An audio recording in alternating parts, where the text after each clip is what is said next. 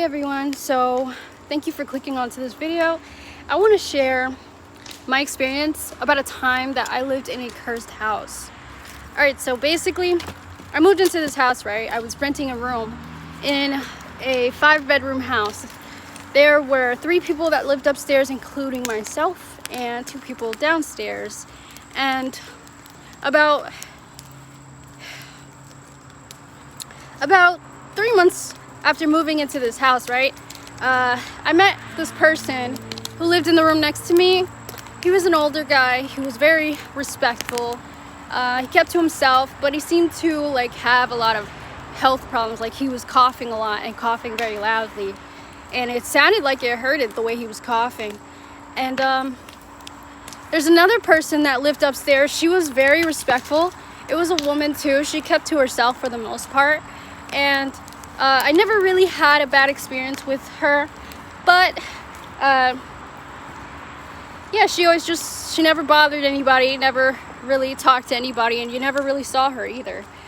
But about 3 months after I met this guy who lived in the room next to me, he passed away. And basically the police were knocking on the door. They were slamming, like banging the door, and I woke up to it. And they ran up the stairs.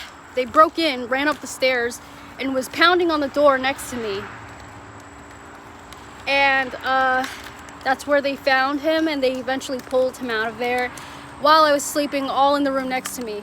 And I could hear everything, right? So this man literally passed away right next to me, and I was unaware. And the 2 people that lived downstairs, for a little while that room remained unoccupied, but the 2 people that lived downstairs, one basically, she was selling herself downstairs in the room. She had people coming in and out of there. She always got mad. She would always slam the doors, and it would shake the whole house, and sometimes it would wake me up out of my sleep. And she was very like nasty. Like, she was just a filthy person. She acted like she owned the house, even though all she did was pay a room down there. And she said that she and I basically had an altercation at some point, and she basically threatened me with a knife about this far away from my face, and said that she was going to end me right to my face. And I called the police, but the police, they didn't care, and they told me to go back inside. And nothing was done about it at all. And so I told the landlord, and eventually she was removed in an ambulance. And she was like screaming, and she was in a lot of pain. And after that, she basically had to go. She was gone. She had to move out. And there's another girl that lived down there, and she was all right, but she was having relationship problems. And every time she and her person would get into fights, she would be so upset that it would shake the whole house. She would slam doors, and she would yell really loud, and she was always crying and screaming. And like, it was very disruptive, and it really changed the energy in the whole house. So those 2 people, they lived in rooms next to each other, and they both didn't like each other, because that lady that was basically selling herself, right, she literally was trying to hurt everybody around her. Everybody that lived in that house, she would like try to hurt them. And so she moved out, right? And then this guy moved into the room next to me where the other guy had passed away. And I don't think that he even knew that somebody had passed away in the room that he just moved into. And this guy was bugged out. I'm telling you, like, he must have been like on like it must have been some crazy stuff he was on. But he would like assume that I was stealing things from him, and he seemed to be talking to himself in his room, and I could hear it through the walls. And I'm like, there's nobody in that room. Like, who is he talking to? And it was like he was like trying to fight somebody in his room. And I heard lots of banging in his room, but there was nobody else there. And I actually have videos of this because I just thought it was so crazy. Like who are you arguing with? There's nobody in your room. And he thought that like I was going into his room and taking things out of his room and stealing from him. So he would accuse me of going into his room when I was just saying to myself, at the time I had a job and I worked at Walmart, right? And I was basically going through an abusive relationship, but this all happened when I moved into this house. And one night I was walking in the hallway of the house, and the music box started playing by itself. There was no draft in there, nothing at all. And at some point it became very intense to where I was feeling like the energy in the house was very dark. You could feel it as you walked in the house. And it like hit you like a ton of bricks. It was so dense, the energy in that house. It was so dark.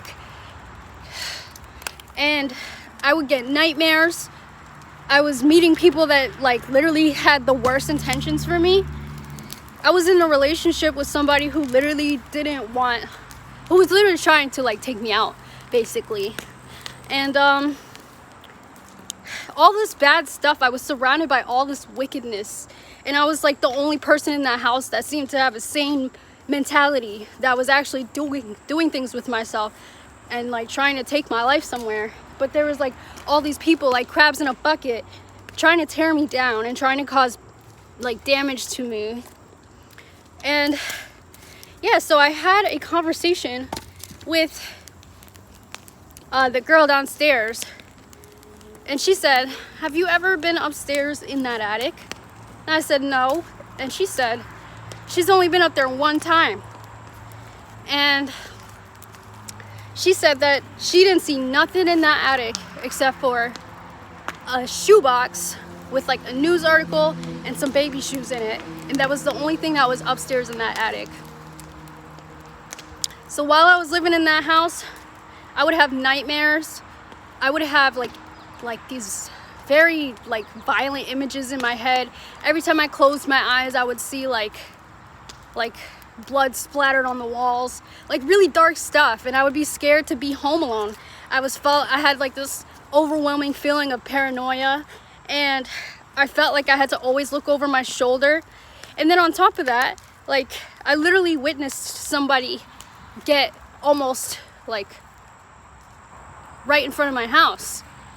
And it was on the news too. This person literally there was a lot of like craziness that happened on that street that I was living on. And yeah, that person, he survived, but it was attempted. It was an attempt on that man's life, and it was pretty a malicious, very like gruesome scene. Like I'd never seen anything like that, but I guess that's normal for some people, where they see people like almost pass away right in front of you. Yeah, I know, it's kind of crazy, right? But these are true experiences. This is something that I actually lived through.